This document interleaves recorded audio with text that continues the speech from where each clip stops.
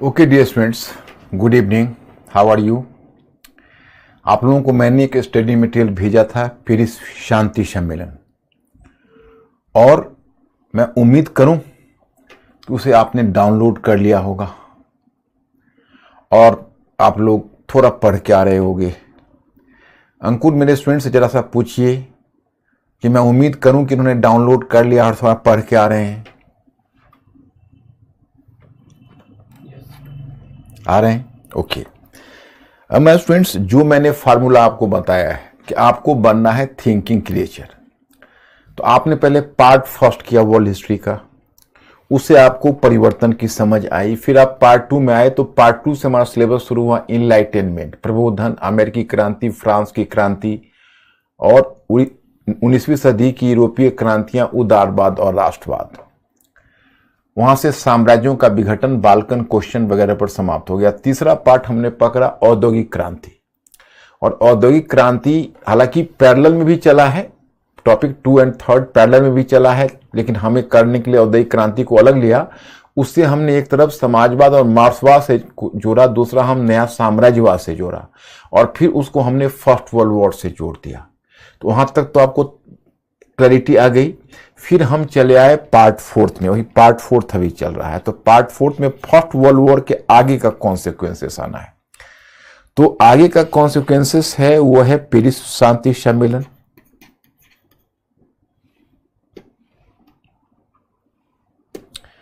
ये पहला आपका आता है पेरिस शांति सम्मेलन। और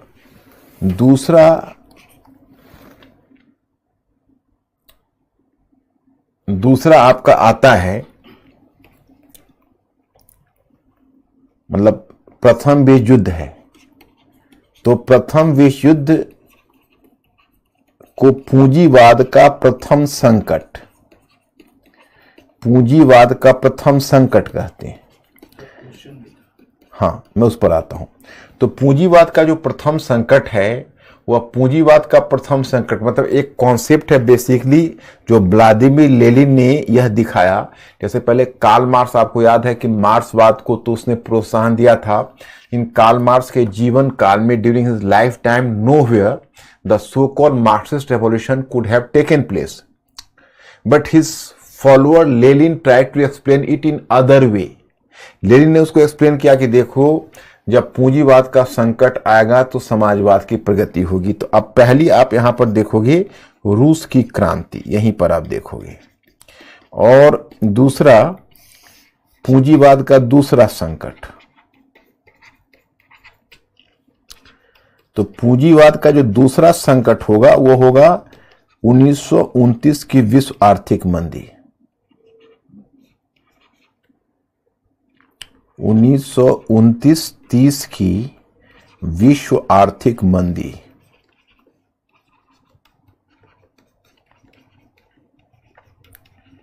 उन्नीस की विश्व आर्थिक मंदी होगी। अब इन्हीं तीनों से, मैं स्टूडेंट्स, अब इन्हीं तीनों से, अब जैसे पेरिस शांति सम्मेलन है तो वहां पर 4 चीजें आएंगी। एक तो होगा पराजित राष्ट्रों के साथ, पराजित राष्ट्रों के साथ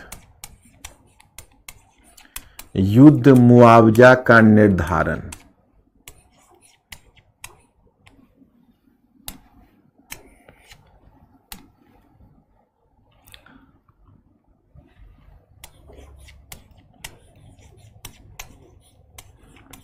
युद्ध मुआवजा का निर्धारण मतलब पराजित राष्ट्र जो होंगे उनके साथ युद्ध मुआवजा का निर्धारण होगा। उसी निर्धारण में हमने कई संधियां आपको दी हुई है। संधियों का नाम तो आप याद रख ही सकते हो, जैसे जर्मनी के साथ वर्साई की संधि, ऑस्ट्रिया के साथ सेंट जर्मेन की संधि, हंगरी, ऑस्ट्रिया से पहले हंगरी ऑस्ट्रिया का ही पार्ट था, उसके साथ त्रियानो की संधि, और फिर चौथा है बुल्गारिया, उसके साथ न्यूली की संधि, और 5वां तुर्की भी पराजित था, ऑटोमन साम्राज्य जब तुर्की हो चुका है तो उसके साथ सेब्रे की संधि। तो सेब्रे की संधि बड़ी गुप्त संधि थी, उसके द्वारा तो तुर्की को लगभग खात्मा करने की योजना बनाई गई थी। इसी आधार पर आपको याद होगा कि इंडिया में गांधी जी ने खिलाफत मूवमेंट चलाया था। बाद में जब मुस्तफा कमाल पाशा जैसे सैनिक जनरल का उद्भव हुआ तो मुस्तफा कमाल पाशा जैसे सैनिक जनरल ने फिर वो विद्रोह का झंडा खड़ा कर मित्र राष्ट्रों को अपनी पॉलिसी को बदलने के लिए विवश कर दिया। तो आपने वहां पर यह देखा कि कहीं ना कहीं जो मुस्तफा कमाल पाशा फिर उन्हें सेबरी की संधि को बदलकर लुजान की संधि नरम तरीके से करने के लिए विवश किया। तो इस प्रकार आप देखते हो कि एक बहुत बड़ा बदलाव आता है। और इसके बाद हम जब आगे बढ़ते हैं तो फिर कुछ कुछ मुद्दे उभर कर आने लगते हैं। जैसे तो पहले तो मुआवजा का निर्धारण होगा, दूसरा होगा जो यूरोप में जो विभिन्न अल्पसंख्यक समूह हैं, तो यूरोप के अल्पसंख्यक समूहों को, तो अल्पसंख्यक समूह को या डिफरेंट राष्ट्रीयता का जो लोग हैं उनको, अल्पसंख्यक समूहों को आत्मनिर्णय का अधिकार दिया जाएगा। आत्मनिर्णय का अधिकार का मतलब होता है पृथक राष्ट्र बनाने का अधिकार मिलेगा। और तीसरा फैक्टर देखोगे इसमें, वह अंतर्राष्ट्रीय संगठन, अंतर्राष्ट्रीय शांति संगठन का निर्माण, शांति संगठन का निर्माण। ये मैं आपको बताऊंगा, लीग ऑफ नेशंस या राष्ट्र संघ का गठन जो आपको उसमें मिलेगा। और चौथा आप देखोगे कि पराजित राष्ट्रों के उपनिवेशों, राष्ट्रों के उपनिवेशों के भविष्य का निर्णय, उपनिवेशों के भविष्य का निर्णय। अब देखिए, ये पेरिस शांति सम्मेलन को आप सफल मानते हैं अथवा विफल। अगर ये सफल हो गया होता है पेरिस पीस कॉन्फ्रेंस, तो सेकेंड वर्ल्ड वॉर होता ही नहीं। तो अगर सेकेंड वर्ल्ड वॉर घटित हुआ तो सेकेंड वर्ल्ड वॉर को घटित होने में कहीं ना कहीं पेरिस पीस कॉन्फ्रेंस की विफलता भी उत्तरदायी है। तो एक तो आप ये वाला पहलू, दूसरा ये वाला पहलू, और तीसरा ये वाला पहलू, और चौथा ये वाला पहलू, और पांचवा ये वाला पहलू। ये सारे पहलू मिलके क्या बनते हैं पता है? फासीवाद। एक विचारधारा है फासीवाद की प्रगति। अब इस कारण से फासीवाद की प्रगति होगी, और ये जो फासीवाद की प्रगति होगी वह द्वितीय विश्व युद्ध को जन्म देगा, द्वितीय विश्व युद्ध को। तो मैं आपको ये बताना चाहता, मैं बार बार डायग्राम या माइंड मैप आपका क्यों बनाता हूं? टॉपिक अलग अलग नहीं है, टॉपिक एक दूसरे से जुड़े हुए हैं। आप अगर ऐसा जोड़ पाओगे तो ह्यूमैनिटीज पढ़ने की आपकी विशेष समझ विकसित होगी। वैसे mister Ankur please inform me कि क्या आप लोग आपस में लिंक करके, इंटीग्रेट करके पढ़ पा रहे हो? एम आई राइट? जरा आप थोड़ा सा क्लू दे देना।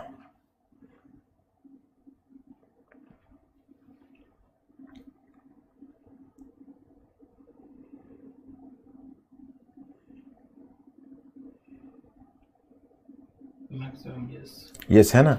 अगर आपने यह डेवलप कर लिया तो समझिए सोशल साइंस का प्रॉब्लम सॉल्व होगा। यूनिवर्सिटी में जो आप लोगों को दिमाग को ब्लॉक करके रखा गया है, हमें खुशी है कि हम ओपन करने में कामयाब रहेंगे। अगर एक तरह से इंटीग्रेट करके पढ़ोगे तो उसका फायदा आपको, न्यूज़पेपर भी पढ़ोगे तो उससे भी सिचुएशन को जोड़ लोगे।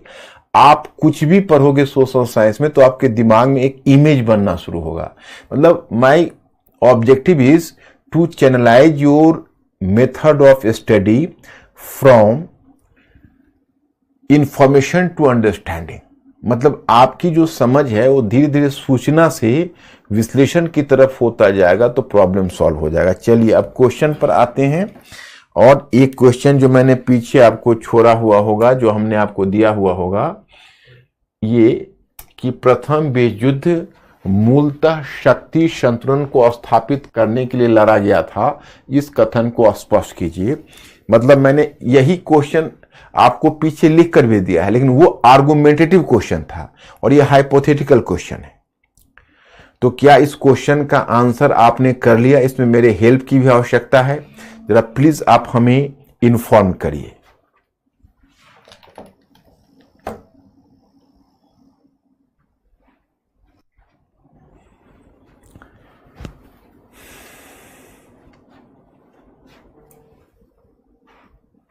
Yes, sir. But they needed help. Help which? अब हेल्प क्यों चाहिए? किनको हेल्प चाहिए? जरा नाम बताइए, आज मैं इनसे बात करूंगा। कौन है? पूजा, विष्णु, काजल, रंजीत। पूजा, विष्णु, काजल और रंजीत सामने आइए। अब आपको हेल्प क्यों चाहिए? देखो, आप पहले अपने आप पर कॉन्फिडेंस पैदा करो। अगर आइडियाज आपको समझ में आ गए तो हेल्प क्यों चाहिए? अब पीछे मैंने आपको क्वेश्चन दिया है कि प्रथम विश्व युद्ध, क्या प्रथम विश्व युद्ध शक्ति संतुलन को स्थापित करने के लिए लड़ा गया था? अपने मत के पक्ष में उत्तर दीजिए। तो मैंने क्या कहा, क्वेश्चन चाहे प्रीलिम्स को हो या मेंस का हो, क्वेश्चन के अंदर से आवाज निकलती है। क्वेश्चन कोई हाइपोथेटिकल हो सकता है, कोई आर्गुमेंटेटिव हो सकता है। तो ये क्वेश्चन आर्गुमेंटेटिव है।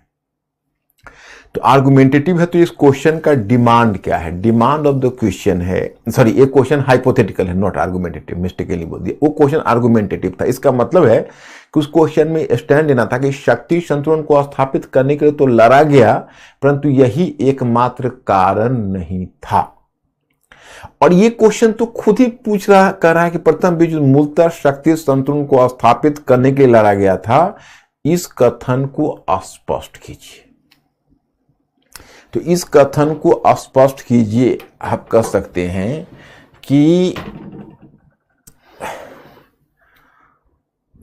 ये क्वेश्चन है, तो ये तो अब इसी, चूंकि हाइपोथेटिकल है तो इसी विचार को हमें इलेबोरेट करना है। तो ज्यादा से ज्यादा हम यह कह सकते हैं कि इसको हम इस तरह से लेकर चल सकते हैं कि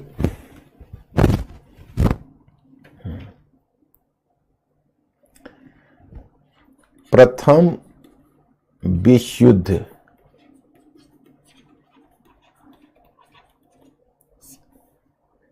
कहीं न कहीं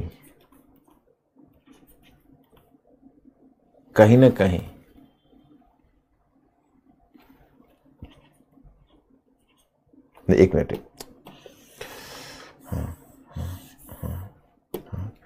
प्रथम विश्व युद्ध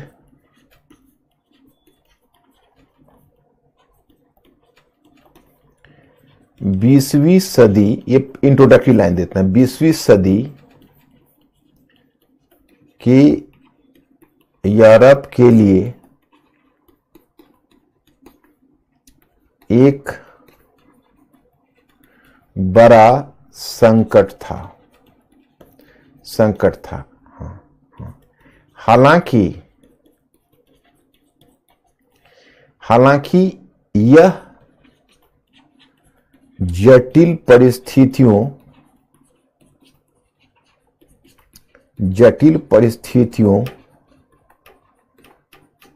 का परिणाम था। जटिल परिस्थितियों का परिणाम था तथा इसके लिए एक से अधिक कारण उत्तरदायी थे यथा उग्र राष्ट्रवाद, साम्राज्यवाद, उग्र राष्ट्रवाद, साम्राज्यवाद, साम्राज्यवाद, सैन्यवाद, बाल्कन संकट आदि,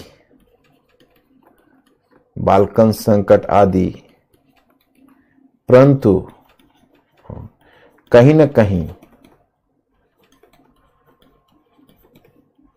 इसका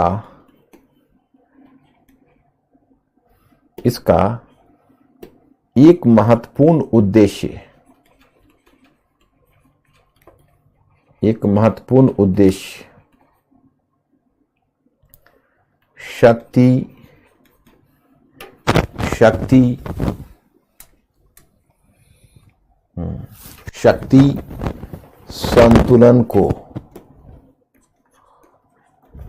शक्ति संतुलन को बनाए रखना था। अब देखो, इसमें हमने दोनों का हम कंसंट्रेट तो इसी पर किया है, बाकी की तरफ हमने हल्का सा संकेत कर दिया है। अब जरा सा तुम लोग हमें एक क्लू दो, फिर मैं आगे बढ़ूंगा, क्योंकि मुझे तो ये लगे कि कहीं ऐसा तो नहीं है कि आप लोग कहीं समझने में कोई चूक तो नहीं हो रही है। मुझे इसका उत्तर ये चाहिए कि शक्ति संतुलन किसने बिगाड़ा है और कौन स्थापित करना चाहता है। इसका नाम, दो नाम हमको चाहिए। एक, शक्ति संतुलन किसने बिगाड़ दिया है यूरोप में, और कौन उसे पुनर्स्थापित करना चाहता है। दो नाम जल्दी टाइप करिए, बी फास्ट।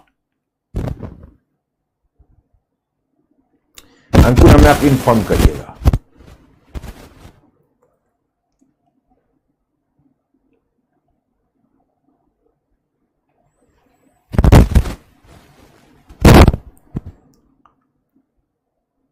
जर्मनी। दूसरा नाम ब्रिटेन। जर्मनी और ब्रिटेन। तो आप सेडान का युद्ध और जर्मनी का एकीकरण दो, शक्ति संतुलन बिगड़ गया। उसी समय ब्रिटेन थोड़ा चिंतित हुआ था और जर्मनी का पावरफुल होते ही जर्मनी ने आक्रामक नीति अपनाई थी अपने पड़ोसियों के विरुद्ध, और फिर जर्मनी ने साम्राज्यवाद के मोर्चे पर ब्रिटेन को चुनौती दी थी। एक तरह से प्रथम विश्व युद्ध जर्मनी और ब्रिटेन, और जर्मनी के द्वारा जो चुनौती दी गई थी, इस कारण से ब्रिटेन महाद्वीपीय राजनीति में लौट आया और फिर ब्रिटेन एक त्रिगुट में शामिल हुआ। और आप देखेंगे कि फिर बाल्कन समस्या के साथ इसने एक भयानक विस्फोट का रूप ले लिया, जिसे हम प्रथम विश्व युद्ध के नाम से जानते हैं। अब इसके बाद तुम अपनी स्मरण से इसको रच दो, जैसा भी रचना चाहते हो, आपका उत्तर हो जाएगा, कोई बड़ी चीज नहीं। आपको हिम्मत जुटानी पड़ेगी, कलम उठानी पड़ेगी और लिखना शुरू करना पड़ेगा, तभी काम हो सकता है, इसलिए ध्यान रहे। अब हम आपको इस टॉपिक की तरफ ला रहे। पेरिस पीस कॉन्फ्रेंस में 4 है। पेरिस शांति सम्मेलन, पूंजीवाद का प्रथम बड़ा संकट, प्रथम विश्व युद्ध नहीं, रूस की क्रांति भी है, रूस की क्रांति। दूसरा बड़ा संकट आर्थिक मंदी। नेक्स्ट वन, विश्व आर्थिक मंदी के विरुद्ध विध्वंसात्मक प्रतिक्रिया, फांसीवाद एवं नाजीवाद। तो ये हो गया। अब इस खंड के अध्ययन के क्रम में आप निम्नलिखित बातों को जानने का प्रयास कीजिए। पेरिस शांति सम्मेलन को 20 वर्षों का युद्ध विराम क्यों कहा जाता है? पेरिस शांति सम्मेलन को 20 वर्षों का युद्ध विराम क्यों कहा गया है? अथवा किसी विद्वान ने विश्व युद्ध को अलग अलग न मानकर 31 वर्षों का एक बड़ा युद्ध क्यों करार दिया है? क्या द्वितीय विश्व युद्ध का कारण प्रथम विश्व युद्ध के परिणामों में नहीं था? ये सब आगे करेंगे हम लोग, ये सब का उत्तर आपको मिलेगा। यहाँ केवल मैं मुद्दा उठा के छोड़ रहा हूँ। मिस्टर अंकुर, आप कुछ पूछना चाहते हो? नहीं, वो माइक दब रहा था। अच्छा, अब ठीक है। अभी ठीक है। अब दूसरा है, रूस की बोल्शेविक क्रांति को पूंजीवाद का संकट। किसी क्वेश्चन का जवाब दे रहे हो लोग? नहीं, वो पहले जो वॉइस का। अच्छा, रूस की बोल्शेविक क्रांति को पूंजीवाद का संकट क्यों माना जाता है?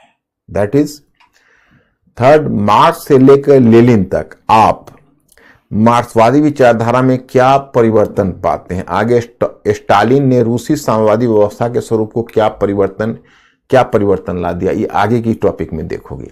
विश्व आर्थिक मंदी ने पूंजीवाद के व्यवहार में क्या परिवर्तन ला दिया, आगे के टॉपिक में देखोगे। इतना टॉपिक हम लोग को कवर करना है। पूंजीवादी और समाजवादी आर्थिक मॉडल में अंतर का बिंदु क्या है, और नेक्स्ट वन, फांसीवाद को पूंजीवाद की विफलता का परिणाम क्यों माना जाता है, फांसीवाद और मार्क्सवाद के बीच समानता एवं असमानता के क्या बिंदु है, इसको इतने को हम लोग कवर करेंगे। अब देखो, यही जो मैंने आपको बताया है, यही डायग्राम है जो मैंने अभी अभी आपको कवर करके बना दिया है। इसको आप लोग फिर मैटर में एक बार देख लेना, आपको समझ में आ जाएगा। अब देखो क्या हुआ कि अब कहानी शुरू करते हैं। 11 नवंबर 1918 को प्रथम विश्व युद्ध समाप्त हुआ। उसके बाद अब यह एक अंतर्राष्ट्रीय सम्मेलन का आयोजन होना था, क्योंकि कई मुद्दे निपटाने थे। तो इस सम्मेलन का आयोजन इसमें अब कहां होना था, तो पहले तो अब यूएसए इसमें एक बहुत ही प्रोमिनेंट भूमिका निभा रहा है, आप जानते हो। इससे पहले किसी भी यूरोपियन युद्ध में उसने भूमिका नहीं निभाई थी, तो मुन्नो सिद्धांत के आधार पर अलग था। अभी भी इस आधार पर यूएसए ने पार्टिसिपेट किया कि भाई चूंकि जर्मनी ने हमारे विरुद्ध आक्रामक नीति अपनाई है, तो हमें अपने नागरिकों की रक्षा करना हमारा दायित्व है। अब कहां वेन्यू हो पीस कॉन्फ्रेंस का, यह तय होना था। तो पहले जो वेन्यू चुना गया था वो लंदन को चुना गया था, लेकिन बाद में जो अमेरिकी प्रेसिडेंट, उसका नाम है वुडरो विल्सन, उसने लंदन को न चुनकर पेरिस को चुना। क्योंकि मैं आपको बताऊं कि यूएसए ने, क्योंकि जर्मनी ने जो आक्रामक नीति अपनाई थी और जर्मन सेना तो पेरिस तक पहुंच गई थी, यूएसए ने अपनी 5 लाख सेना यूरोप में भेजी थी, तो उसके जो सैनिक थे वह पेरिस में अमेरिकन सैनिक लड़ते हुए जर्मन सैनिकों को रोका था। तो अगर वहां अमेरिकन सैनिक मौजूद नहीं रहते तो जर्मनी संभवतः पेरिस को जीत लिया होता। तो अभी भी पेरिस में 5 लाख अमेरिकन सैनिक मौजूद थे। तो प्रेसिडेंट विल्सन, वुडरो विल्सन को यह लग रहा था कि अमेरिकन सैनिकों की मौजूदगी में वो शांति सम्मेलन में उसकी बातों में वजन ज्यादा रहेगा, इसलिए उसने लंदन की जगह पेरिस को वेन्यू चुना था। ये बात तो क्लियर हो गया होगा। अब देखिए, अब इसका 11 नवंबर 1918 प्रथम युद्ध की समाप्ति, 18 जनवरी 1919 को फ्रांस की राजधानी पेरिस में एक शांति सम्मेलन शुरू हुआ, दैट वाज इन पेरिस। और इसमें 4 महत्वपूर्ण व्यक्ति शामिल हुए। अमेरिकी राष्ट्रपति वुडरो विल्सन, ब्रिटिश प्रधानमंत्री Lloyd George, French prime minister Clemenceau और इटली के प्रधानमंत्री ऑरलैंडो। क्योंकि इटली, आपको याद है कि लंदन की गुप्त संधि के आधार पर इटली ने इसमें हिस्सा लिया था। लेकिन जो इटली को प्रॉमिस किया गया था और इटली को उम्मीद थी कि हमें मित्र राष्ट्रों से जो ऑफर किया जाएगा, वो ऑफर नहीं किया गया। तो बाद में इटली उससे बाहर हो गया, ऑरलैंडो ने इसका बहिष्कार किया। तो 3 ही व्यक्तित्व ने उस पूरे सम्मेलन को प्रभावी, या पूरे सम्मेलन में प्रभावी रहे, वो 3 व्यक्तित्व रहे। प्रथम व्यक्तित्व वुडरो विल्सन, दूसरे व्यक्तित्व क्लीमेंसो, दूसरे व्यक्तित्व लॉयड जॉर्ज, तीसरा Georges Clemenceau and 4th Italian prime minister Orlando. ये 4 हैं जो 4 ने इनमें हिस्सा लिया है। अब मैं आपको बताना चाहूंगा कि यह जो 4 इंपॉर्टेंट पर्सनालिटीज, 3 इसमें हिस्सा लिया और चौथा तो ऑरलैंडो ने इसको बाइकआउट कर दिया। अब देखिए, इसमें तीनों नेताओं का वर्चस्व बनाना, इस शांति में वास्तविक शक्ति सर्वोच्च शांति परिषद में निहित थी। यह सम्मेलन पूर्व काल की यूरोपीय कांग्रेस से इस रूप में पृथक थी।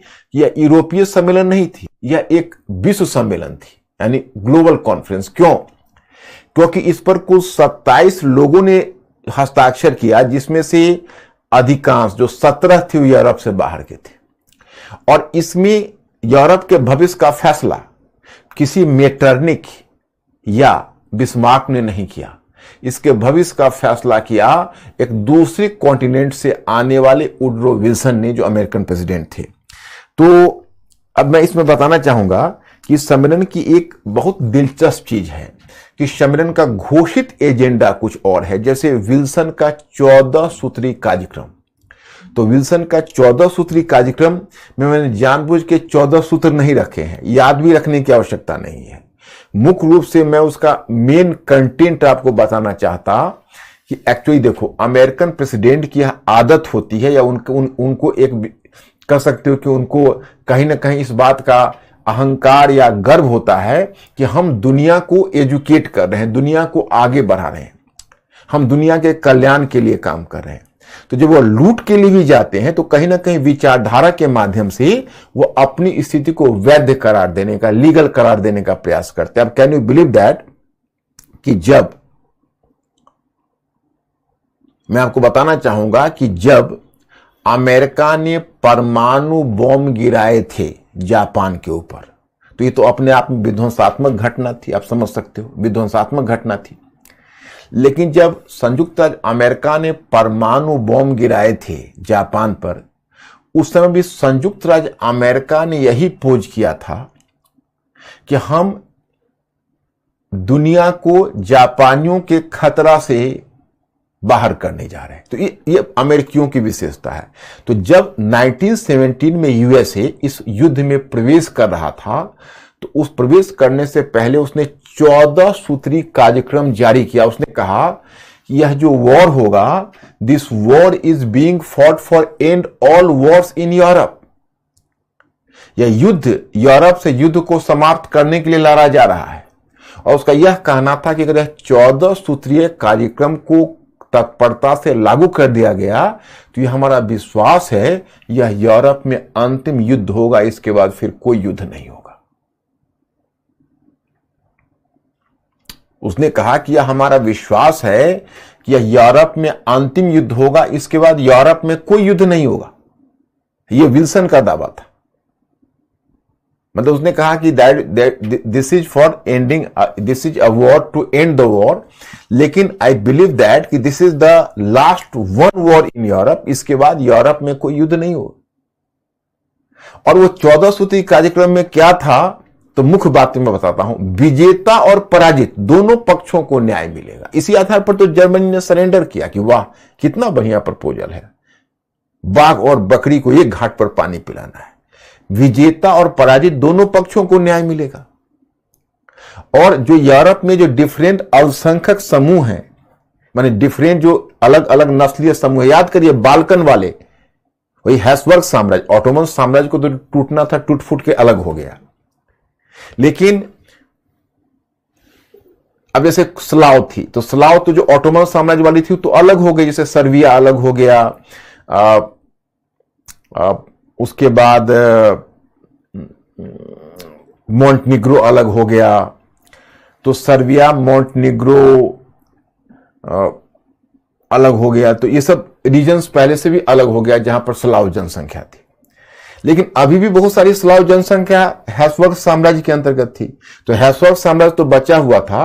तो तय यह हुआ कि यूरोप में जो अलग अलग अल्पसंख्यक समूह हैं उनको पृथक राष्ट्र दिया जाएगा। उसके लिए एक टर्म आता है आत्मनिर्णय का अधिकार। अब मैं आपको बताना चाहता हूं कि यहीं पर जो पेरिस पीस कॉन्फ्रेंस है उसका अप्रोच वियना कांग्रेस से अलग है।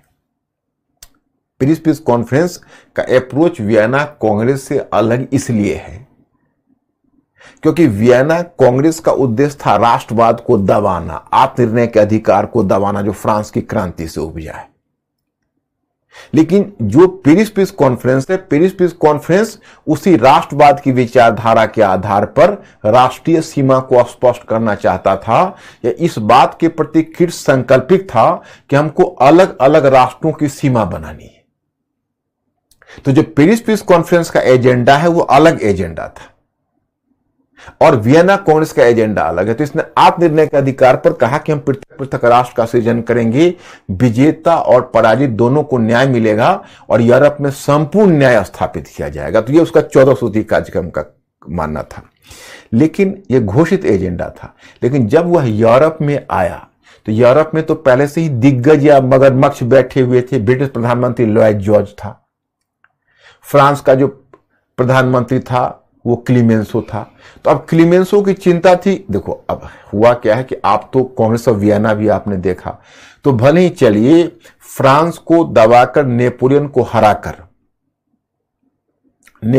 हराकर और जब यूरोपीय नेता वियना में इकट्ठे हुए थे, आप लोग तो उसके साक्षी हो, तो उस समय यूरोपीय नेताओं की मौलिक चिंता क्या थी कि शक्ति संतुलन यूरोप में पुनर्स्थापित हो जाए और भविष्य में फिर फ्रांस का खतरा ना हो। तो अभी क्लीमेंसो की चिंता तो यह, चूंकि फ्रांस की जान तो सांसत में है, क्योंकि फ्रांस जर्मनी की तुलना में छोटा हो चुका है, फ्रांस सेडान के युद्ध में हार चुका है, और जो जॉर्जेस क्लीमेंसो है फ्रांस का प्रधानमंत्री, वो सेडान के युद्ध के समय भी था, वो 80 वर्ष का है अभी एज उसका, तो सेडान के युद्ध में भी हार देख चुका है। तो जानता है कि भाई अभी तो चलो ब्रिटेन की और रसिया की ब्रिटेन और अमेरिका की मदद से हम जीत गए जर्मनी से, भविष्य में जर्मनी फिर हमें चपत मारेगा, तो जर्मनी के आकार को छोटा करना होगा, उसके साइज को छोटा करना होगा। तो उसके लिए उद्देश्य है जर्मनी के आकार को छोटा करना, शक्ति संतुलन को स्थापित करना। ब्रिटिश प्रधानमंत्री का भी एजेंडा है शक्ति संतुलन को स्थापित करना। और अमेरिकन प्रेसिडेंट जो यूरोप की समस्या को नहीं जानते हैं, वो दूसरे महाद्वीप से आए हैं और बड़ी बड़ी बातें कर रहे हैं, संपूर्ण शांति की बातें कर रहे हैं, आत्मनिर्णय के अधिकार की बात कर रहे हैं। तो जब वह यूरोप में आएंगे तो उनके कार्यक्रम को बड़ी चालाकी से क्लीमेंसो और प्रधानमंत्री लॉयड जॉर्ज वह संतुलित कर देगा, काउंटर बैलेंस कर देगा, उनकी बात पूरी तरह से चल नहीं पाएगी। और यह पेरिस पीस कॉन्फ्रेंस का सबसे बड़ा कॉन्ट्रडिक्शन होगा। एक तरफ वुड्रो विल्सन का आदर्शवाद होगा और वहीं दूसरी तरफ लॉयड जॉर्ज और क्लीमेंसो का यथार्थवाद और अवसरवाद होगा, और यही दोनों मिलकर सारे पॉलिसीज को विरोधाभासी और जटिल बना देंगे। ओके, तो मेरे विचार से अंकुर पहले ये पूछो मेरे स्टूडेंट्स इतना समझ चुके हैं कि नहीं?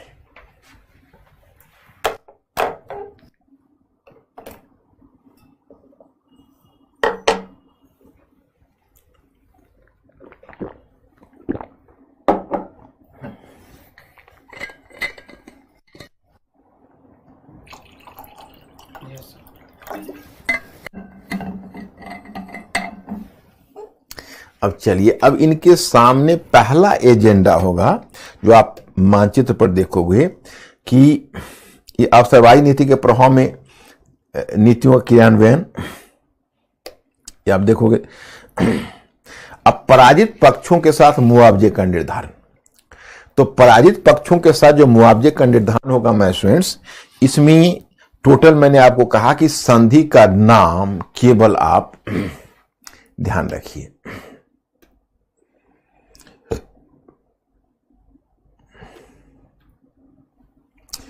जैसे पहला वर्साई की संधि,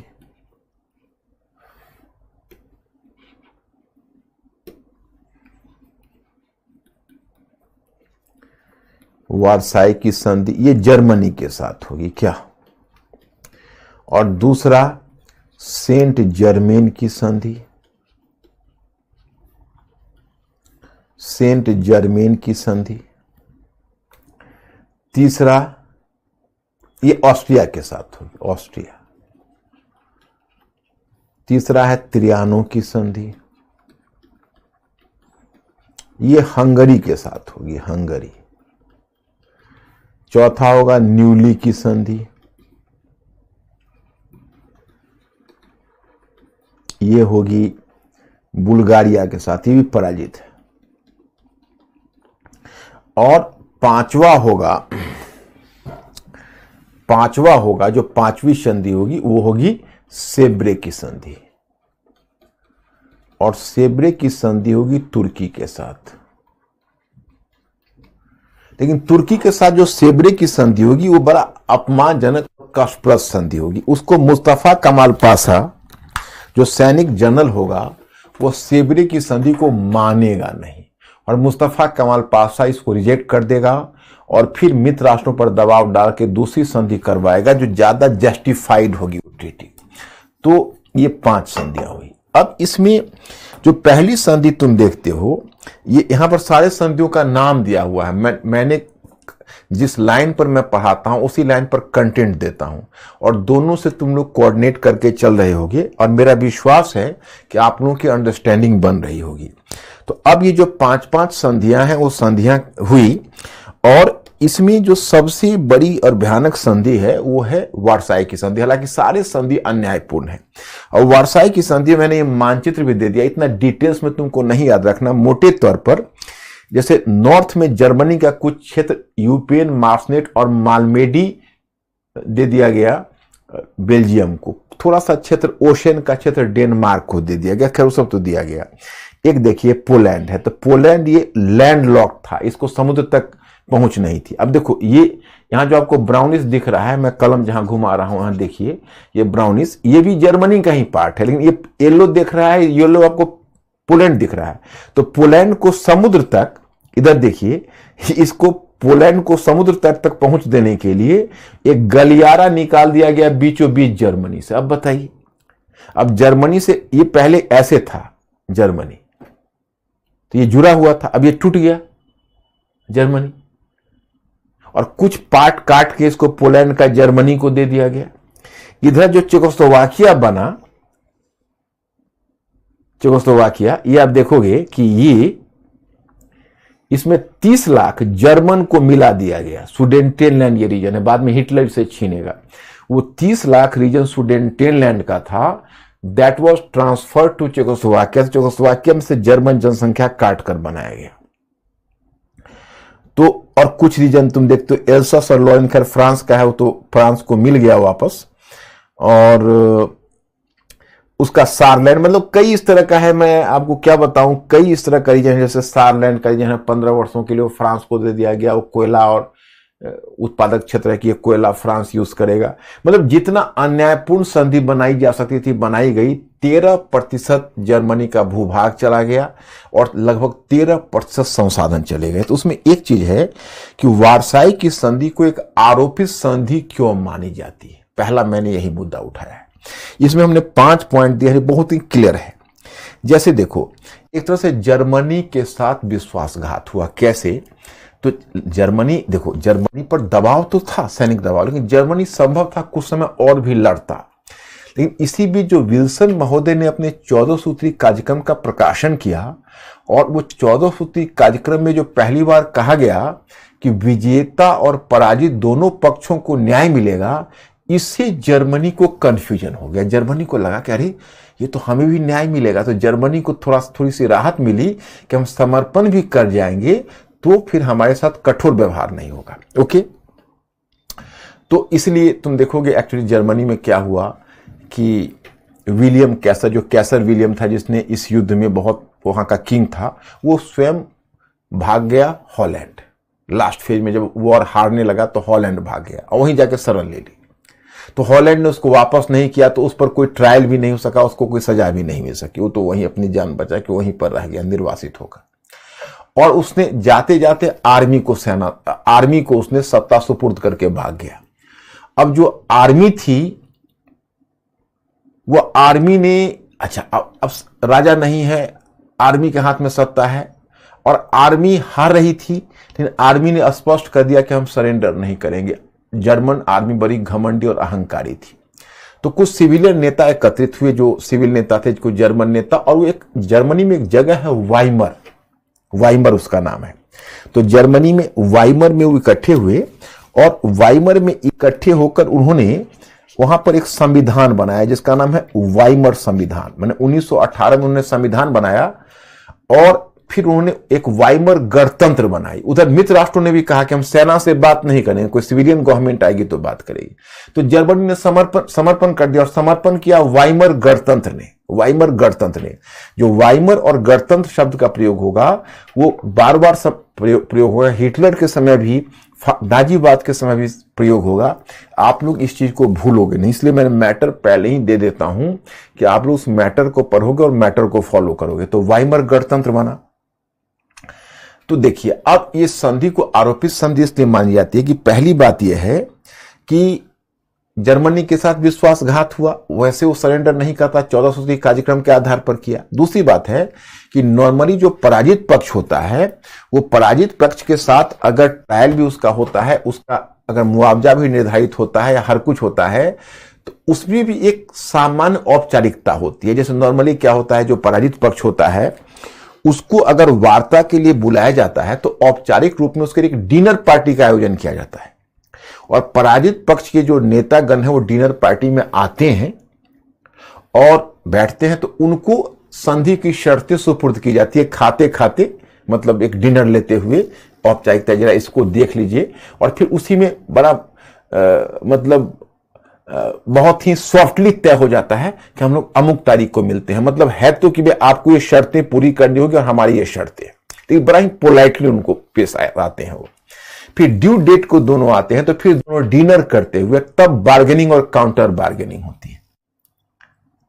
मतलब वो बड़ा एक अजीब दृश्य होता है। वो डिप्लोमेसी है, तो डिप्लोमेसी में कहेंगे आप सारलैंड हमें दे दीजिए, तो कहेंगे नहीं नहीं सारलैंड कैसे दे दूं, मैंने डिनर लेते हुए सारलैंड कैसे दे दूं, मैं सारलैंड दे दूंगा तो मैं तो बर्बाद हो जाऊंगा। कोई बात नहीं, पहले आप सब्जी खाइए या पहले दाल लीजिए या पहले आप रसगुल्ले खाइए। तो मतलब क्या है कि उसको वो मुलम्मा चढ़ाकर धीरे धीरे प्यार से उससे चीजें लेते हैं। यहां तो बड़ी अजीब स्थिति है।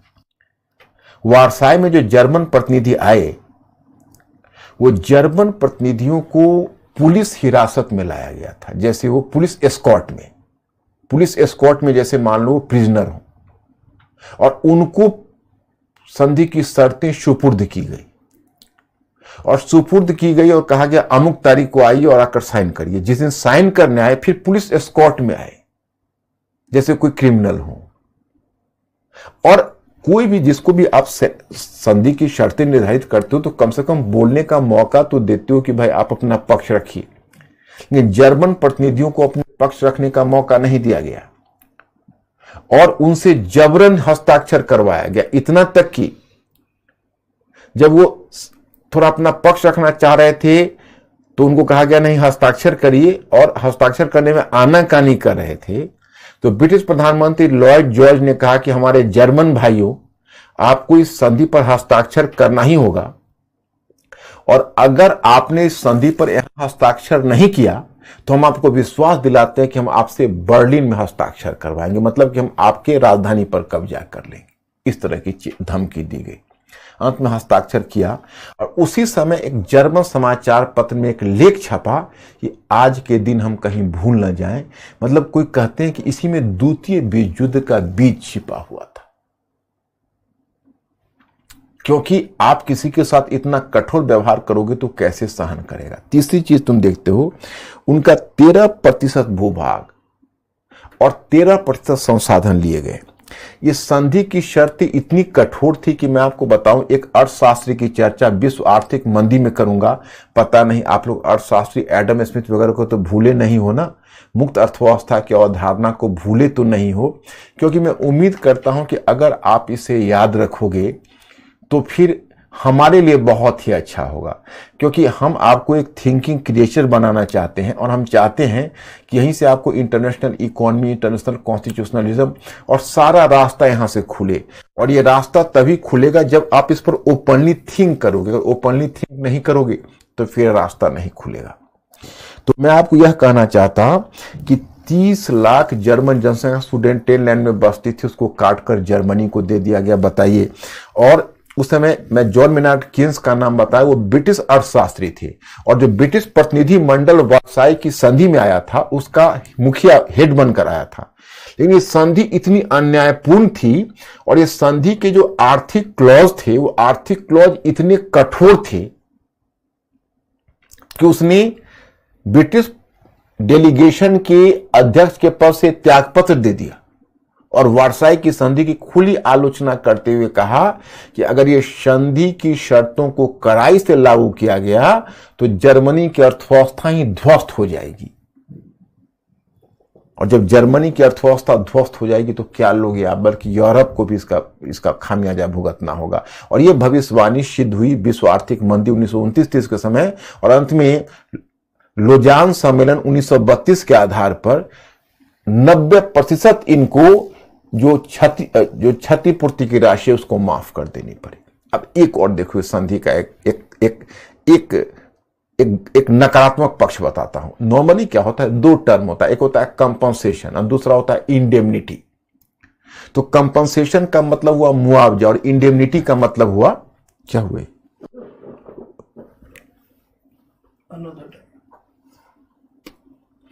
देखो, कंपनसेशन का मतलब हुआ मुआवजा और इंडेमनिटी का मतलब हुआ क्षतिपूर्ति। तो युद्ध में आज तक मुआवजा लेने की परंपरा थी। अब जैसे मान लो युद्ध में दोनों पक्ष एक दूसरे पर के आर्थिक केंद्रों पर भी हमला करते हैं, हमला होता है, एक पक्ष दूसरे को डैमेज करता है। तो डैमेज करता है तो उस डैमेज का एक लमसम अमाउंट युद्ध के बाद ले लिया जाता है। अब मान लो युद्ध के बाद अब हमने कहना शुरू किया, अच्छा युद्ध के बाद कैलकुलेट किया गया कि जर्मन लोगों ने कितनी चीजों को क्षति पहुंचाई, उसका पैसा जोड़ के उन पर क्षतिपूर्ति लाद दी गई। इतनी रकम कहां से देंगे? तो कुल मिलाकर अन्यायपूर्ण थी, ये तो समझ में आ गया होगा आप लोगों को। और बाकी तो आपके सामने कंटेंट रखा हुआ है, कोई प्रॉब्लम है ही नहीं, समझने में कोई दिक्कत है तो मिस्टर अंकुर थोड़ा सा पूछिए उनसे, मेरे स्टूडेंट से।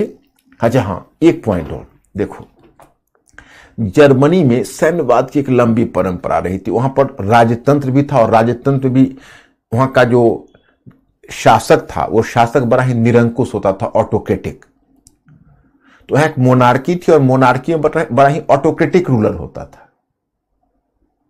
तो जब जर्मन शासक निरंकुश था, आप समझ सकते हो, जब जर्मन शासक निरंकुश था तो पहली बार जर्मन इतिहास में ऐसा हुआ था कि एक गणतंत्र स्थापित हुआ था।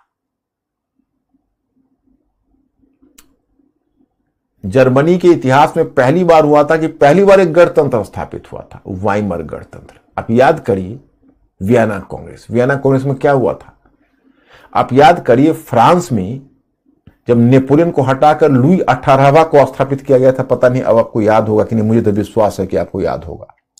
तो लुई 18वां को स्थापित किया गया था, लुई 18वां।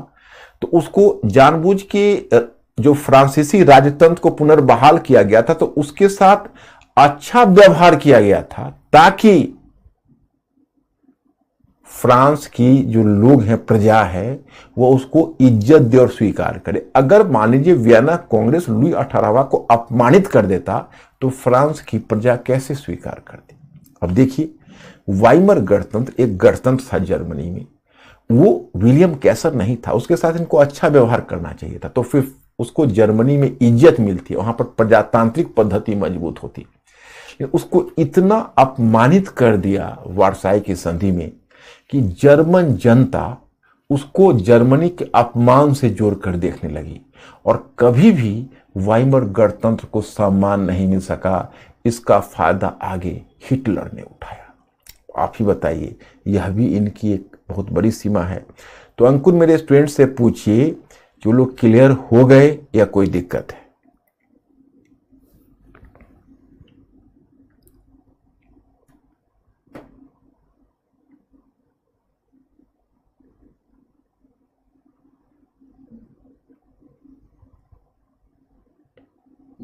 सभी लोग क्लियर हैं?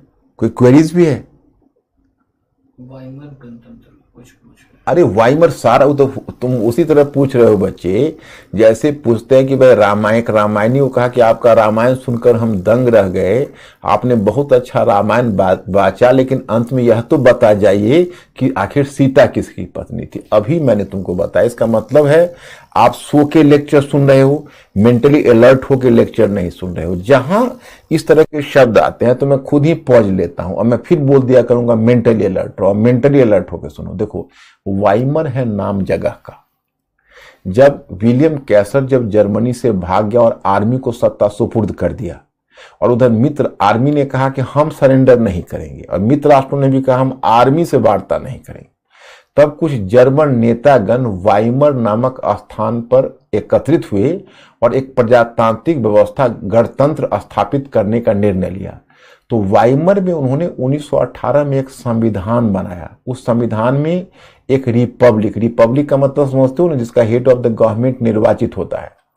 तो वाइमर में उन्होंने एक गणतंत्र बनाने का निर्णय लिया। वही जो गणतंत्र था उसी का नाम है वाइमर गणतंत्र। वह वाइमर नामक स्थान पर बना था, वाइमर नामक स्थान पर संविधान बना था, उसको वाइमर संविधान बोलते हैं और वाइमर संविधान से वाइमर गणतंत्र आया है। तो आप लोग ये सब चीज को मिस नहीं करोगे। मेरे लेक्चर को मैंने क्या कहा, मैं 1 घंटे 20 मिनट रहता हूं, उस 1 घंटे 20 मिनट तक आपके दिमाग को पूरी तरह चैनलाइज रखना मांगता है।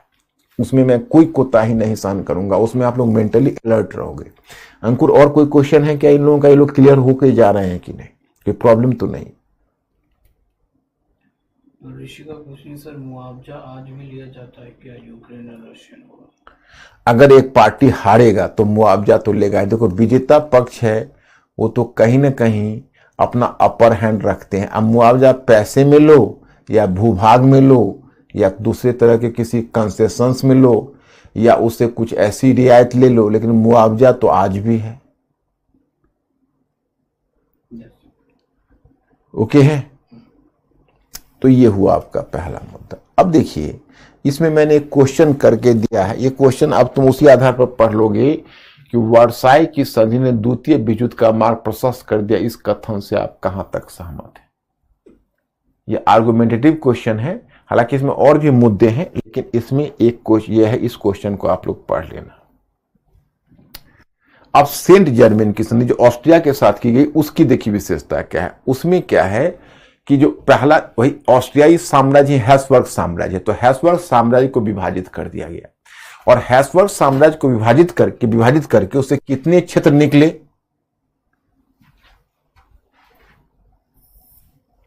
देखो हैब्सबर्ग साम्राज्य को, यही हैब्सबर्ग साम्राज्य था, देख लो यही था ऑस्ट्रियाई साम्राज्य, हैब्सबर्ग साम्राज्य।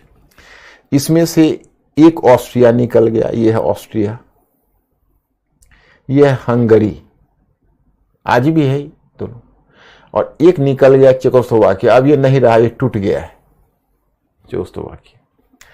और एक है यूगोस्लाविया, माने यूगोस्लाविया में सर्बिया था, मोंटेनिग्रो था, और उधर जो बोस्निया हर्जेगोविना जो ऑस्ट्रियाई साम्राज्य से लिया, सबको मिला के बना दिया गया यूगोस्लाविया। और कुछ रीजन देखो, रोमानिया को इतना रीजन ऑस्ट्रिया का दे दिया गया। रोमानिया तो इतना बड़ा है, लेकिन उसमें रोमानिया के साथ इतना रूम जनसंख्या को रोमानिया में मिला दिया गया, तो प्रैक्टिकली तो 5 हो गए। और ये पोलैंड देख रहे हो, इतना भूभाग इसका छीन के पोलैंड को दे दिया गया, क्योंकि यहां पोलिश जनसंख्या रहती थी। तो इस तरह से 4 प्रत्यक्ष और 2 अप्रत्यक्ष, मतलब पोलैंड और रोमानिया तो पहले से था, लेकिन इनका कुछ कुछ भाग कट के रोमानिया को मिल गया, कुछ पोलैंड को, और 4 नए राष्ट्र क्रिएट हुए, ऑस्ट्रिया, हंगरी, यूगोस्लाविया और चेकोस्लोवाकिया, 4 नए राष्ट्र संगठित हुए। अब आप लोग की मेमोरी पर थोड़ा बल देता हूं, आप लोग हमको नंबर ऑफ नेशन बताइए। जो ऑटोमन साम्राज्य टूटा था तो उसको शुरू से मैंने काउंट करवाया था आप लोगों को। तो ऑटोमन साम्राज्य टूटने के बाद कितने राष्ट्र बने थे? नंबर ऑफ राष्ट्र जरा सा टाइप करके भेजिए तो जल्दी अंकुर में इन्फॉर्म करेंगे कि जब ऑटोमन साम्राज्य टूटा था, फर्स्ट वर्ल्ड वॉर तक जो टूटता रहा था, तो उसे कितने राष्ट्र कितने नेशन निकल कर आए थे? यहां पर तो 4 नए नेशन आपको दिखे हैं और कुछ भूभाग पुराने नेशन से जोड़ा गया, लेकिन वहां पर कितने नए नेशन बनकर आए थे आप याद करिए।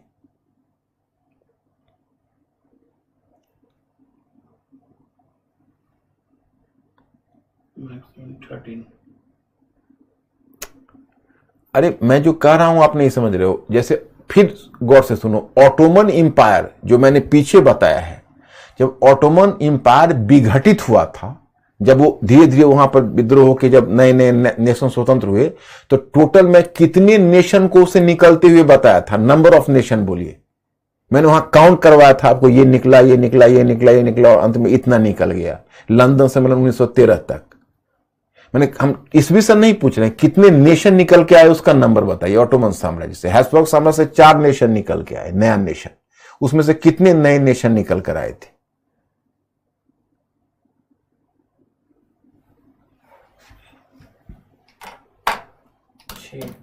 6। कितने लोग 6 बोल रहे हैं? अंकुर में दिखाओ।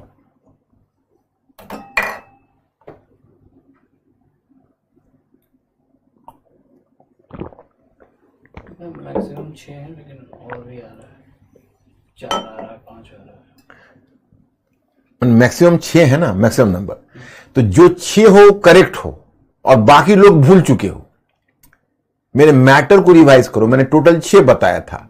पहला यूनान बताया था, जो 1832 के लंदन सम्मेलन से स्वतंत्र हुआ। फिर 1859 में रोमानिया बताया था, तो 2 हुए। और फिर मैंने आपको बताया था 1878 के बर्लिन कांग्रेस में सर्बिया और मोंटेनिग्रो, 2, और तो 4 हुए। और 5वां 1885 में बुल्गारिया, और छठा बाल्कन युद्ध के बाद 1913 के लंदन सम्मेलन में अल्बानिया, तो अल्बानिया का सृजन हुआ। टोटल 6 नेशन बने, इधर 4 नए नेशन निकले। ये है सेंट जर्मेन की संधि। और यही बोस्निया हर्जेगोविना था ऑस्ट्रिया का, और ये मॉन्टेनेग्रो था और सर्बिया था। तो सर्बिया और मॉन्टेनेग्रो ये निकल के चला आया इसके साथ, और बोस्निया हर्जेगोविना जो ऑस्ट्रियाई साम्राज्य में था ये निकल के इसमें। तो ये सब मिलकर बने यूगोस्लाविया। क्रोशिया भी उसमें आ गया, स्लोवानिया भी उसमें आ गया। ये सब रीजन ऑस्ट्रियाई साम्राज्य से आए, कुछ उधर से आए।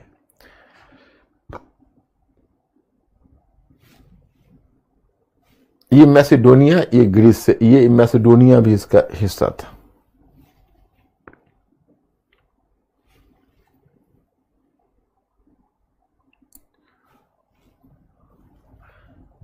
अब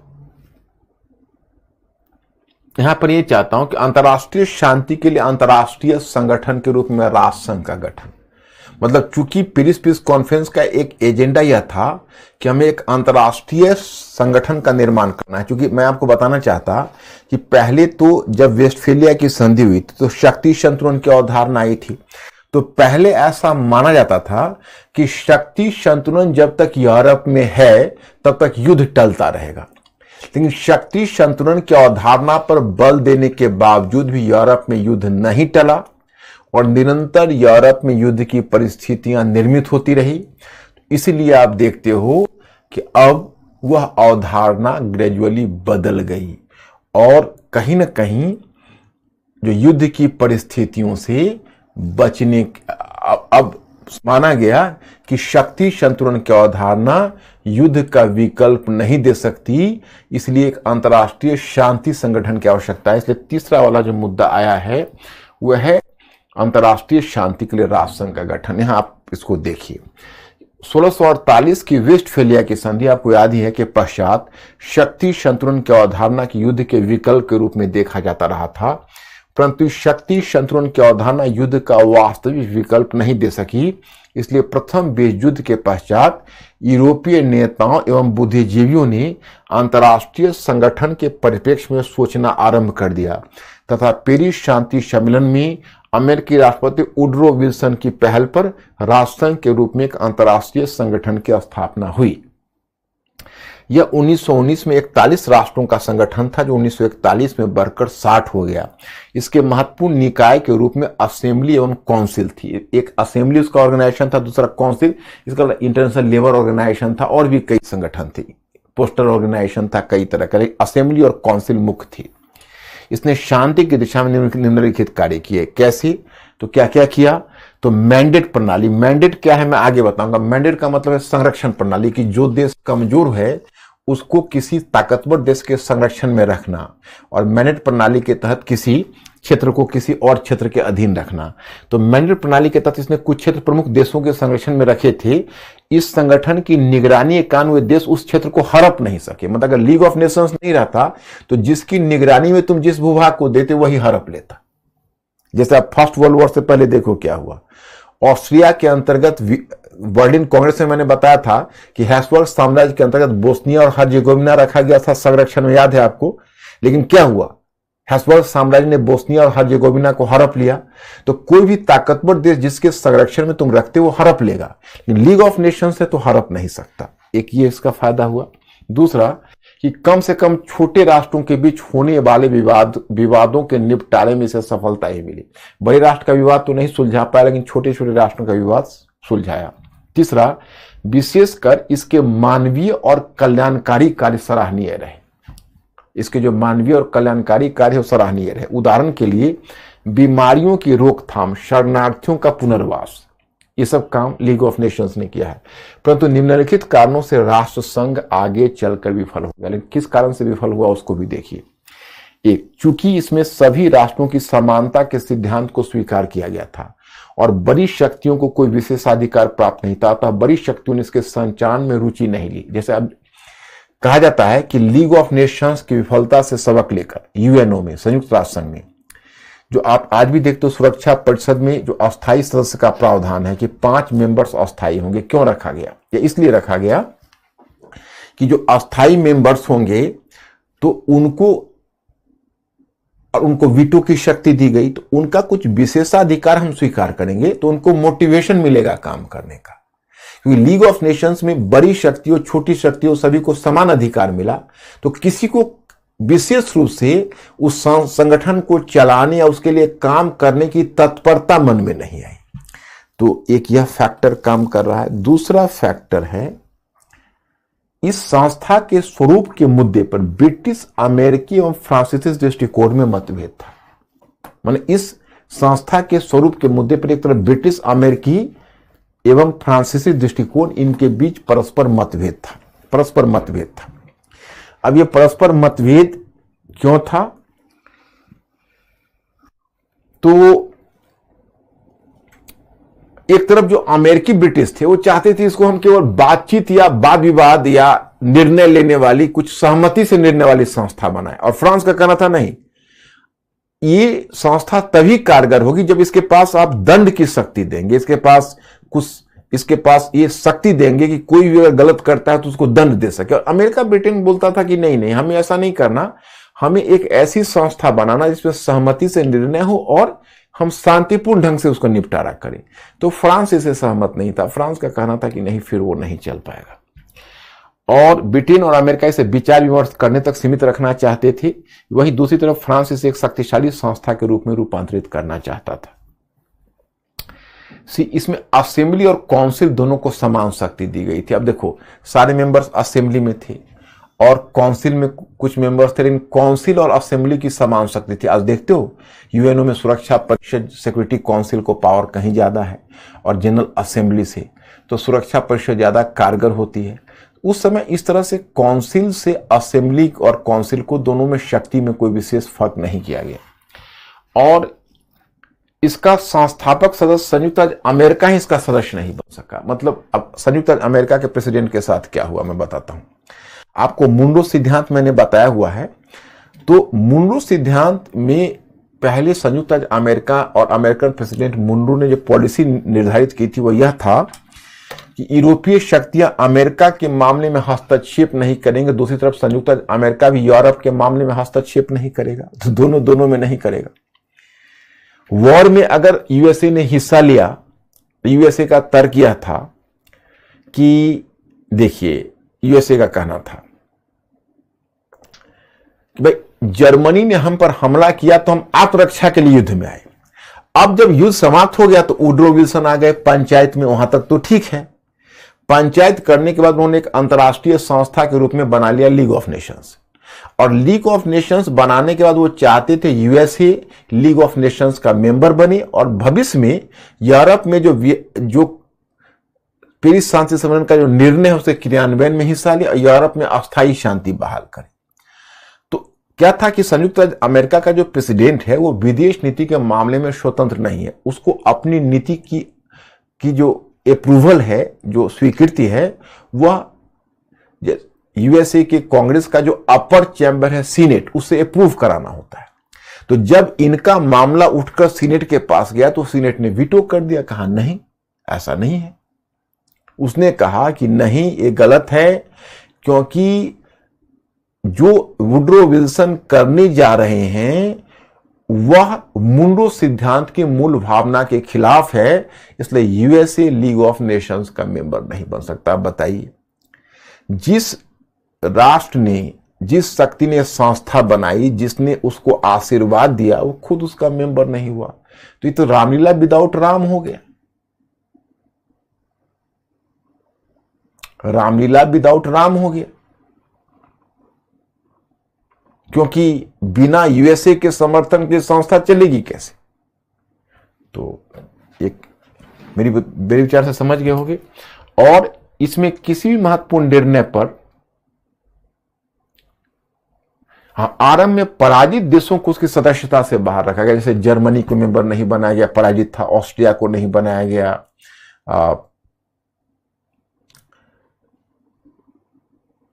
तुर्की को नहीं बनाया गया, बाद में मेंबरशिप दिया गया। लेकिन उनको तो हमेशा यही लगा कि यह संस्था विजेता पक्ष की संस्था है, इसमें हमारी कोई सहमति नहीं है, तो क्या सम्मान मिलेगा। और एक बात मैं और भी बताऊंगा कि प्रथम विश्व युद्ध के मध्य रूस में क्रांति हो जाएगी। अगला टॉपिक में आपको रूस की क्रांति भी पढ़ाऊंगा। तो रूस की क्रांति के बाद पहली समाजवादी सरकार रूस में स्थापित होगी।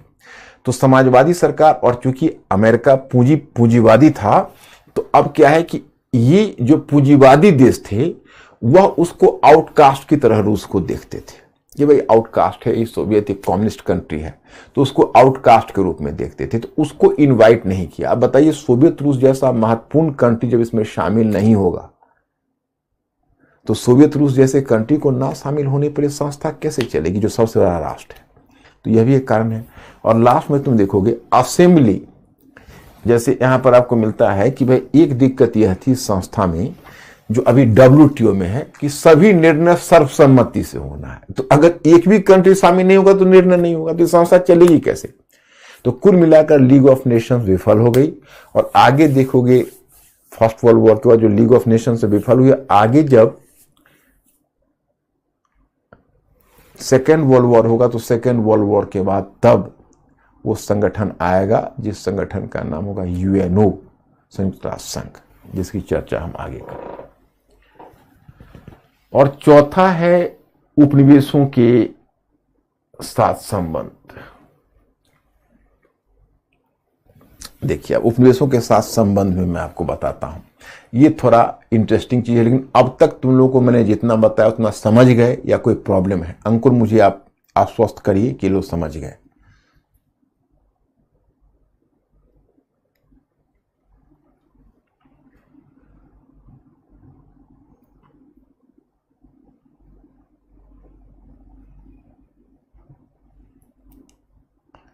यस।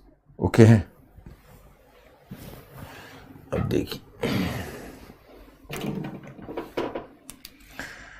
अब देखिए, उपनिवेशों के जो चौथा पॉइंट, उसमें जो आप मेरे डायग्राम में देखोगे, उपनिवेशों के संबंध में नीति।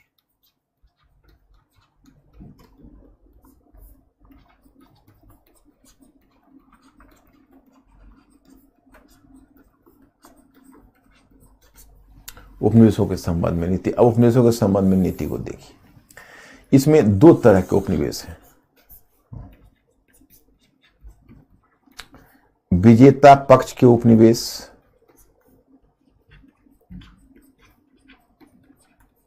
अब देखो विजेता पक्ष के जो उपनिवेश है उसका मतलब है जैसे ब्रिटेन के उपनिवेश, फ्रांस के उपनिवेश।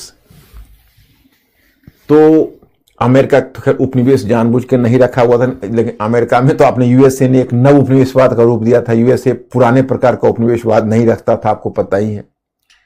तो जो ब्रिटिश उपनिवेश थे और जो अमेरिकी उपनिवेश थे, सॉरी गलत हो गया, ब्रिटिश उपनिवेश थे और फ्रेंच उपनिवेश थे, तो उसका तो कोई मतलब ही नहीं है। उसमें मैं एक ही बात केवल बताना चाहता हूं कि जब यूरोप के देशों में विल्सन महोदय आत्मनिर्णय के अधिकार की बात कर रहे थे, Wilson started to talk in terms of the right to self judgment. तो राइट टू सेल्फ जजमेंट जो उन्होंने बात की है, या राइट टू सेल्फ जजमेंट की बात की है, तो मैं इसमें बताना चाहता हूं कि जिसको आप निर्णय का अधिकार कहते हो,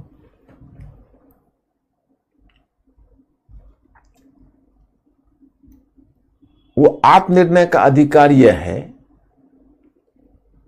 कि यूरोप में जितने अल्पसंख्यक समूह हैं उन्हें अपना पृथक राष्ट्र बनाने दिया जाएगा। तो जब यह बात पेरिस पीस कॉन्फ्रेंस बोल रहा था, तो उपनिवेशों की आकांक्षा जग रही थी। जैसे अगर कोई अपने बेटे को ज्यादा अधिकार दे रहा होता है, तो उसके नौकर की अपेक्षा भी जग जाती है कि अब मेरे साथ में न्याय मिलेगा। तो ये जो उनके उपनिवेश हैं, वो उम्मीद लगाए बैठे थे कि युद्ध के बाद हमें कोई बड़ी संवैधानिक रियायत मिलेगी। हालांकि राइट टू सेल्फ जजमेंट का तो उतना बड़ा उम्मीद को तो पहले विल्सन ने ही तोड़ दिया था। विल्सन ने कह दिया था कि राइट टू सेल्फ जजमेंट का जो सिद्धांत है, आत्मनिर्णय का अधिकार, यह यूरोप में केवल लागू होगा, अन्य महाद्वीपों में लागू नहीं होगा। तो उपनिवेश की अपेक्षा तो नहीं जगी। लेकिन जैसे भारत था, उधर चीन था, उधर मिस्र था, ये सब ब्रिटिश उपनिवेश, और चीन में तो खैर कई देशों की भागीदारी थी। तो इन सब की अपेक्षाएं जग गई कि युद्ध के बाद हमें कुछ ना कुछ अच्छा मिलेगा। लेकिन युद्ध के बाद मित्र राष्ट्र इतने अहंकारी हो गए कि भारत को मिला रॉलेट एक्ट और चीन के साथ विश्वासघात। वो आप याद करिए, मैंने आपको बताया था कि कैसे जापान को युद्ध में शामिल करना। जैसे देखो, चीन में तो अलग अलग यूरोपीय शक्तियों ने अलग अलग भूभाग पर कब्जा कर रखा था। तो मैंने आपको कहानी बताई हुई है कि जर्मन लोगों ने शांतुंग पर कब्जा कर रखा था। शांतुंग चीन में एक भूभाग था, प्रांत है, उस पर कब्जा कर रखा था।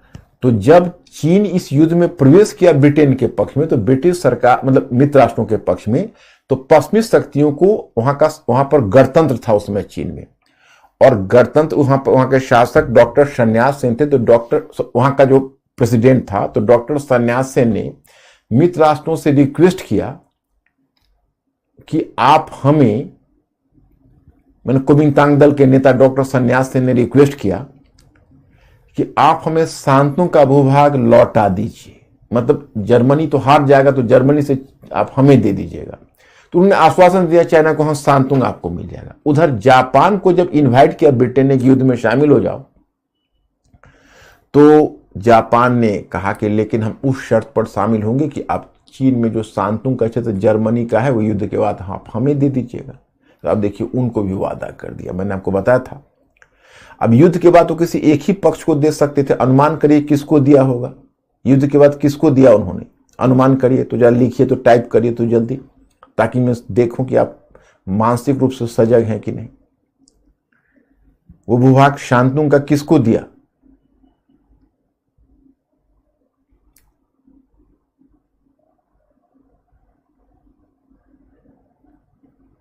Maximum Japan. यस, सही पकड़ रहे हो, जापान को दे दिया।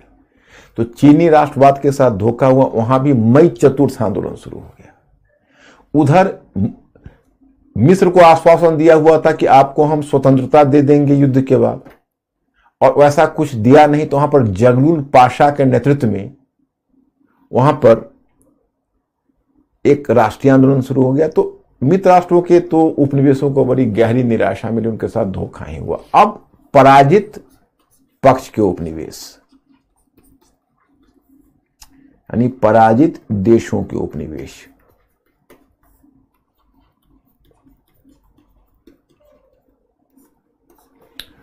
अब पराजित देशों के उपनिवेशों के साथ क्या होना है देखिए।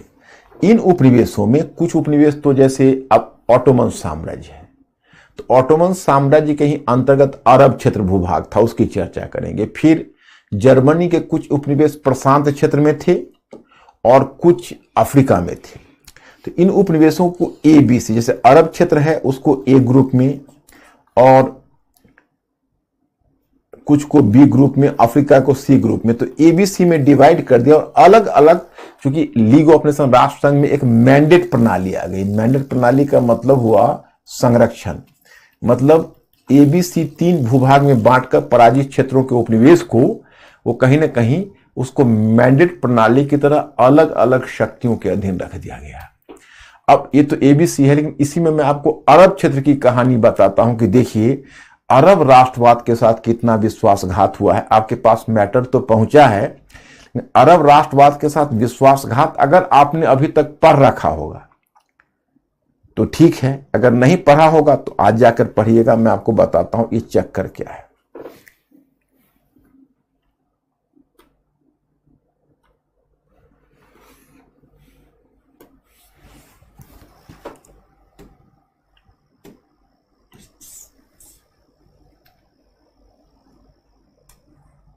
देखिए,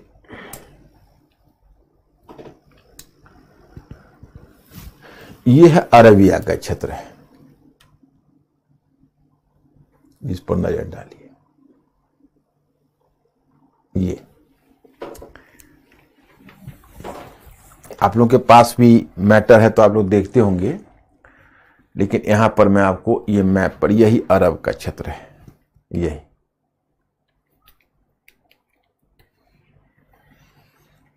इधर देखिए, ब्रिटेन का मुख्य मार्ग था भूमध्य सागर से, चूंकि अब स्वेज अब स्वेज नहर बन चुका है 1869 में, तो स्वेज नहर से ऐसे निकल के और सीधा ये पहुंचेगा लाल सागर, और लाल सागर से अरब सागर में। तो ब्रिटेन का भारत की तरफ आने का मुख्य मार्ग यही था। और चूंकि ऑटोमन साम्राज्य इस युद्ध में हिस्सा लिया था, और ऑटोमन साम्राज्य पूर्वी यूरोप के भाग में था, और यह अरब क्षेत्र ऑटोमन साम्राज्य के अंतर्गत था। इसका मतलब कि लाल सागर के बगल में ऑटोमन साम्राज्य मौजूद था। अब ब्रिटेन चूंकि फर्स्ट वर्ल्ड वॉर में हिस्सा ले रहा था, तो ब्रिटेन को सबसे अधिक चिंता ऑटोमन साम्राज्य की सता रही थी, मेंटली अलर्ट रहना। उसको लग रहा था पता नहीं अगर इसका कहीं मूड फिर जाए और ये लाल सागर वाला अगर हमारा रास्ता रोक देता है, तब तो हम अपने पूर्वी साम्राज्य तक नहीं पहुंच पाएंगे। तो ब्रिटेन के मन में खुराफात आने लगा कि हम क्यों ना ऑटोमन साम्राज्य से अरब क्षेत्र को मुक्त करवा दें।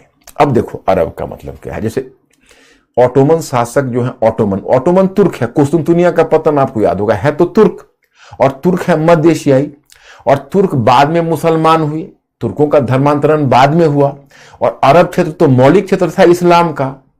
तो अरब वालों को विश्वास था कि हम तो पैगंबर के वंशज हैं, तो हमारी हायरार्की तो ऊंची है। लेकिन उधर जो ऑटोमन इंपेरर था वो अपने आप को मुस्लिम विश्व का खलीफा कहता था, लेकिन जो अरब क्षेत्र के लोग थे वो अपने आप को ज्यादा श्रेष्ठ मुसलमान मानते थे। तो अरब क्षेत्र के लोग तुर्की खलीफा को अपना खलीफा नहीं मानते थे, बल्कि बदले में एक मक्का का ग्रैंड शरीफ था। उस मक्का के ग्रैंड शरीफ का नाम था हुसैन, और हुसैन के पुत्र का नाम था फैसल। तो ग्रैंड शरीफ जो मक्का का हुसैन था, अरब क्षेत्र के लोग उसे अपना खलीफा मानते थे। हुसैन का बेटा था फैसल। और ब्रिटिश के दिमाग में खुराफात आया, क्योंकि एक अरब क्षेत्र में ब्रिटिश अधिकारी नियुक्त था जिसका नाम था लॉरेंस। उसका नाम लॉरेंस था। उसको लॉरेंस ऑफ अरेबिया बोलते थे। मैंने लॉरेंस को तुम यही समझो कि अरब संस्कृति से इतना प्रभावित था कि उसने अपना वेशभूषा भी एक अरबी की तरह बना रखा था, एक अरबी शेख की तरह। माथे पर उसी तरह से वो कवर करता था अपने हेड को, उसी तरह से तुम देखोगे तो बड़ी बड़ी दाढ़ियां उसकी थी, बड़ी चोटियां थी। तो वो अपना वेशभूषा भी अरबी वेशभूषा ही अपना रखा था। तो फैसल का व्यक्तिगत मित्र था। तो ब्रिटिश सरकार ने हुसैन के थ्रू फैसल से कांटेक्ट किया, और फैसल के थ्रू उसके पिता लॉरेंस के थ्रू, लॉरेंस उसका जो अधिकारी था वो फैसल का मित्र था। तो लॉरेंस के थ्रू फैसल को पकड़ा, और फैसल के थ्रू उसके पिता से वार्ता की, और तय यह किया कि ये दोनों पिता पुत्र हुसैन और फैसल अरब क्षेत्र में तुर्की के अगेंस्ट में विद्रोह भड़काएंगे। तो तुर्की के अगेंस्ट में विद्रोह भड़काएंगे तो जाहिर है कि उधर से तुर्क का जो खलीफा है वो अपनी सेना इनके विद्रोह को दबाने के लिए भेजेगा। तो जब तक उनकी सेना यहां पहुंचेगी उससे पहले ब्रिटिश सेना वहां पहुंच जाएगी, और ब्रिटिश सेना हुसैन और फैसल को सहायता करेगी, और ब्रिटिश सेना की सहायता से हुसैन और फैसल दोनों पूरे अरब क्षेत्र को आजाद कर लेंगे। और फिर यह आश्वासन दिया गया कि प्रथम विश्व युद्ध के शीघ्र बाद एक अंतर्राष्ट्रीय सम्मेलन बुलाया जाएगा, और उस अंतर्राष्ट्रीय सम्मेलन में पूरी ये जो अरब क्षेत्र है वह अरब क्षेत्र को मिलाकर एक पृथक अरब राष्ट्र का गठन किया जाएगा, और उस अरब राष्ट्र का शासक कोई और नहीं बल्कि मक्का के ग्रैंड शरीफ हुसैन होंगे। इस तरह से इतना माउथ वाटरिंग प्रपोजल दिया गया हुसैन को, Hussein was tempted to raise the issue, और Hussein join the British cause. और हुसैन और फैसल ने उसी प्लान के अनुसार विद्रोह भड़काया। तुर्की ने अपनी सेना भेजी, उससे पहले ब्रिटिश सेना पहुंच गई। दोनों पिता पुत्र ने अपने प्रयास से और ब्रिटिश सेना की सहायता से उस भूभाग को आजाद कर लिया। अब देखना है युद्ध समाप्त। ये घटना है, एक दोनों के बीच एक संधि हुई। उस संधि का नाम था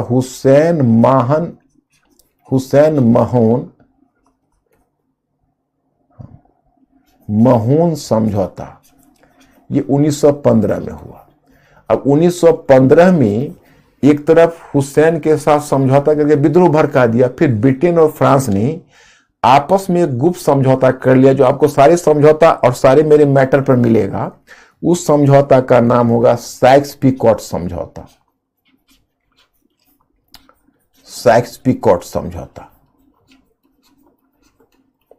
तो एक समझौता हुसैन और माहौन समझौता पहले किया हुआ था, जिसमें हुसैन और फैसल को आश्वासन दिया गया था एक पृथक अरब राष्ट्र आपको बनाने दिया जाएगा। और दूसरा समझौता साइक्स-पिकॉट समझौता ब्रिटेन और फ्रांस, ये दोनों ने गुप्त रूप से किया कि युद्ध के बाद हम लोग मिलकर इस भूभाग को आपस में बांट लेंगे। अब देखिए युद्ध के बाद ये क्या करते हैं। और एक तीसरा भी इसमें काम कर डाला। ये 3 संधियां, जैसे हम कहते हैं एक बाइबल स्टोरी है कि आदम बाइबल में कैरेक्टर है, एडम जिसको बोलते हो, आदम और हवा की कहानी शायद कहीं आपने पढ़ा होगा।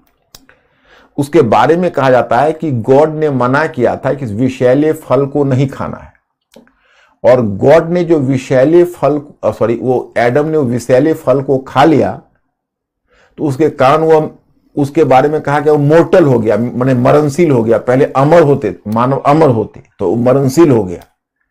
और चूंकि एडम मरणशील हुआ तो हम सभी मरणशील हो गए। मतलब ये रियलिटी नहीं है, मिथक है, आप इसको केवल एंजॉय करिए। तो एडम ने एक गलती की, उसकी सजा पूरी मानव जाति को भुगतना पड़ा। तो पश्चिमी देशों ने जो अरब क्षेत्र में गलती की है, इसकी सजा पूरी दुनिया आज भुगत रही। यही मैं बताना चाहता हूं। अंतर्राष्ट्रीय संबंधों में इस बात को ध्यान रखना है।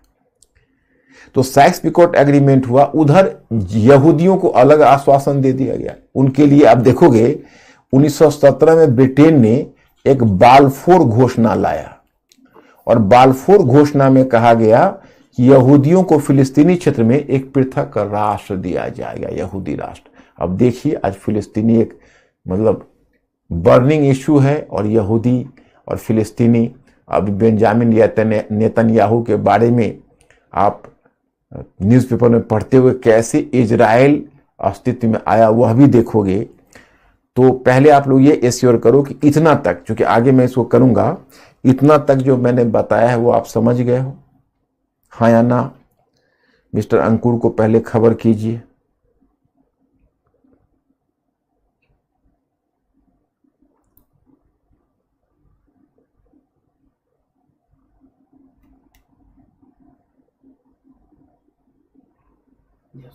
ओके, तो आज तो हमारा टाइम ओवर हो गया। आज मैं यहीं रुक रहा हूं, और इसमें थोड़ा और मुझे टाइम, ज्यादा टाइम नहीं लगेगा, क्योंकि लास्ट में ही थोड़ा मैं अरब क्षेत्र की समस्या को समझा दूं और थोड़ा कुर्द की समस्या को भी समझा दूंगा। तो मुझे लगता है 20 मिनट इसमें और लगना चाहिए, 15 से 20 मिनट।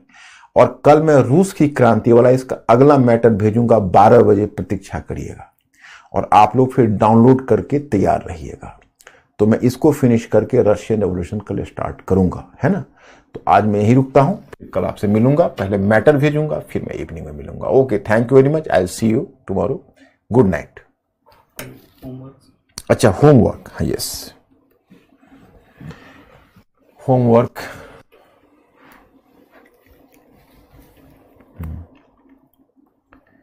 क्वेश्चन, पेरिस शांति सम्मेलन को शांति सम्मेलन कहना सर्वथा अनुचित है।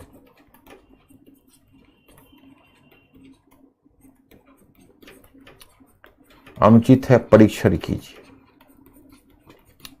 मतलब पेरिस शांति सम्मेलन को शांति सम्मेलन कहना सर्वथा अनुचित है, परीक्षण कीजिए। यही आपका क्वेश्चन।